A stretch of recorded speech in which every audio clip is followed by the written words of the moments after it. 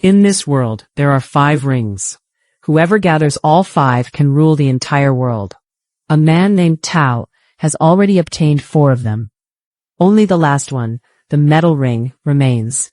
No one expects that its owner is a useless-looking boy named Ain, who has the power to control metal, though he does not yet know it himself. An old man named Zhang recognizes Ain at first sight and realizes that he possesses hidden power. Zhang asks whether Ain wants to become his disciple, but Ain refuses because the man looks too old. Zhang calmly tells him that if he ever changes his mind, he should come to the city and find him. Then he teleports away, making Ain realize that the old man is no ordinary person, but a true master. That night, when Ain returns home, he sees that his father Mike is limping. He learns that earlier, after Ain got into a fight with some thugs, Mike stepped in to protect him. The thugs beat Mike badly, forced him to kneel in public, and even made him lick their shoes. Mike endured this humiliation for the sake of his son. Ain is filled with anger and wants revenge immediately, but he fears his father will suffer even more if he acts too soon. So he decides he must first become stronger, and only then return for revenge. He heads to the city alone to find the old master. Zhang already knows Ain will come.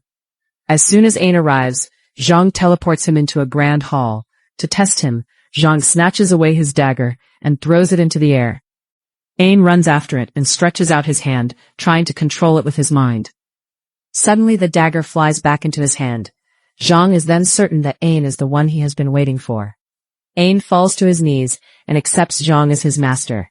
Zhang begins training him to control metal, and because of Ain's natural talent, he learns the skill very quickly. Then Zhang shows him the metal ring, one of the 5 elemental rings, and tells him to guard it carefully. The ring flies on its own onto Ain's finger, making him its new heir. Zhang also explains that Tao already holds 4 rings and wants the 5th so he can dominate the world and destroy humanity. At first, Ain refuses the burden, believing he cannot face a martial arts master as powerful as Tao. But Zhang insists this is his duty, because only Ain has the spiritual power to control the metal element and use the ring's true strength. Elsewhere, a man named Sheifeng, a fire master, is enjoying a performance by 3 girls when he senses something is wrong. One of the girls attacks him. They were sent by their master to steal his fire ring. A fierce battle follows, but the girls are no match for Sheifeng's power. Sheifeng opens a magical portal with his ring, and a fire monster emerges. Just as the monster is about to attack the girls, Tao appears and effortlessly stops it. He is revealed to be the girls' master. Tao is so powerful that he defeats the giant monster with ease, kills Sheifeng with a single strike, and takes the fire ring. It is then revealed that Tao has been searching for all 5 elemental rings, and now only the final ring remains. He becomes excited because with that last ring, he will be able to rule the entire world. He orders one of his female warriors, Yuji, to find it. Soon, 3 female warriors arrive to seize the ring from Ain. A battle begins at once. 2 of them fight Zhang, but he is an extremely skilled warrior and gives them great difficulty. The 3rd fights Ain and manages to catch him, but then she notices something on Zhang's wrist and becomes distracted for a moment. Another female warrior takes advantage of this and strikes her down. It turns out the other 2 are jealous of her because their master trusts her more than them.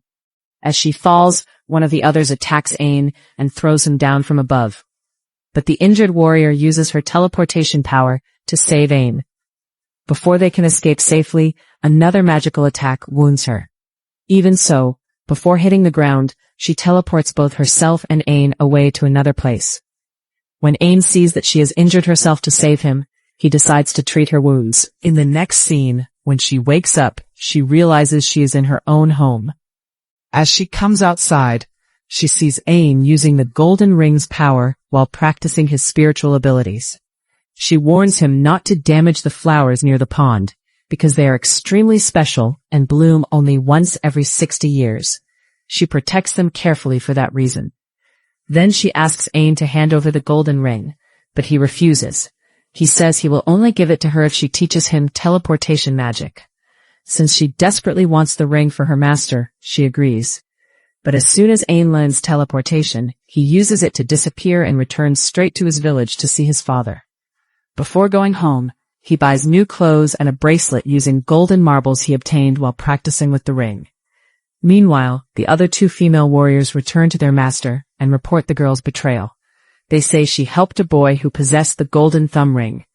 They also capture Zhang and imprison him at headquarters.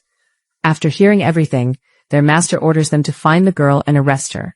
Soon one of the female warriors finds her and attacks. Since she has not fully recovered, she struggles, though she uses her powers to keep the attacker at a distance. Just as the warrior is about to deliver the final blow, Tao appears and stops the fight. Furious at her betrayal, he orders the others to arrest her and take her back to headquarters. Back at home, Ain is heartbroken to see his father's condition. Mike has become seriously ill. Aju tells Ain that his father has been sick ever since the day Ain left him behind. Feeling even worse, Ain orders his assistant to find the best healer available. He says he now has plenty of golden marbles and is willing to pay any price to save his father. He also gives some of the marbles to Aju, so she will no longer have to work so hard selling oranges. But Aju refuses the gift and reminds him that in this world, the most important things are not money, but love and kindness. Soon, the two female warriors discover Ain's location. They attack, just as Aju and Ane's assistant are coming out of the house, and take them hostage, hoping to force Ane to surrender the golden thumb ring.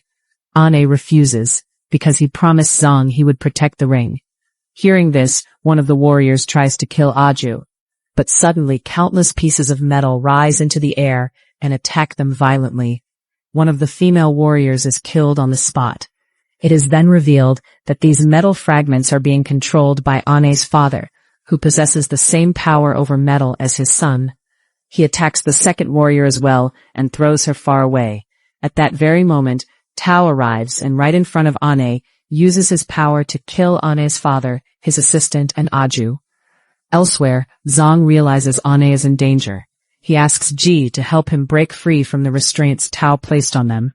Ji helps him, and together they free themselves.